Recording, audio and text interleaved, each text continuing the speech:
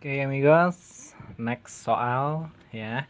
Ya sebelum itu amigos, tadi di soal nomor pertama aku agak silap lidah ya, agak keselimpet dikit. Jadi sebenarnya yang nomor satu option yang B itu kan banyak persamaan habitatnya. Itu kan nanti itu leading to convergent evolution ya, bukan divergent evolution ya tadi. Saya salah ngomong dikit ya. Oke ya, cukup ralatnya segitu. Next kita nomor 2 ya. Nah nomor 2 ini soalnya kayak gini. Variasi merupakan salah satu petunjuk terjadinya evolusi sebab variasi. Artinya kita bakal ngomongin tentang variasi ya, variasi terhadap evolusi. Nah ini sudah belum sih dibahas di materi yang sudah gitu ya, di materi yang kemarin-kemarin kayaknya udah deh ya. Nah coba nanti amigos bisa dinonton lagi videonya yang itu, atau dibikin catatan lah atau apa untuk lebih memahami variasi itu apa ya. Karena sebenarnya sih nanti di sini kita bakal bahas lagi, cuman maksudnya supaya memudahkan amigos lah. Nah jadi kan ini kita punya soal ya, dan kata kuncinya adalah variasi dan evolusi. Oke. Nah, yuk kita bahas. Nah, di sini udah gua marking ya evolusinya. Jadi variasi terhadap evolusi.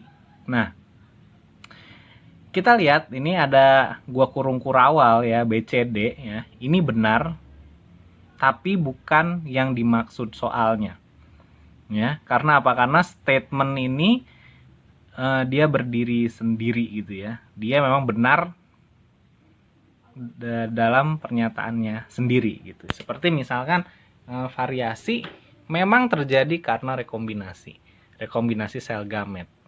Ya, dan variasi itu juga kan merupakan petunjuk terjadinya mutasi. Kenapa? Karena mutasi itu adalah salah satu faktor pembentuk variasi gitu kan, seperti yang sudah kita bahas ya di video yang sebelumnya. Dan variasi terjadi karena proses adaptasi. Iya, ya kan? Beradaptasi terhadap sesuatu tantangan nih, beradaptasi terhadap suatu habitat atau suatu ya habitat lah ya biasanya. Berarti kan to cope with that ya kan, untuk menghadapi itu semua ya dia harus beradaptasi, sehingga timbullah variasi-variasi yang lebih bisa bertahan terhadap lingkungannya gitu ya.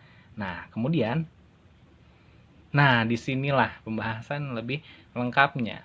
Nah kemudian kalau kita ngomong variasi, pasti selalu ada ngomong-ngomongan tentang yang namanya seleksi alam ya. Jadi proses seleksi alam, nah oleh lingkungan selama jutaan tahun akan menghasilkan varian-varian yang makin jauh dari ancestornya, yaitu adalah jadi bisa saja ancestornya itu bentuknya beda jauh dengan organisme yang kita jumpai sekarang ya. Itu bisa saja terjadi ya. Dan kemudian variasi-variasi ini diseleksi kembali kesintasannya oleh alam. Jadi artinya terjadi jadi terjadi dua kali proses gitu ya. Jadi proses yang berkelanjutan lah, kayak misalkan sebenarnya kan perkawinan, persilangan gitu-gitu menghasilkan variasi diseleksi oleh alam. Variasi mana sih yang bisa bertahan, yang bisa nge-cope gitu kan?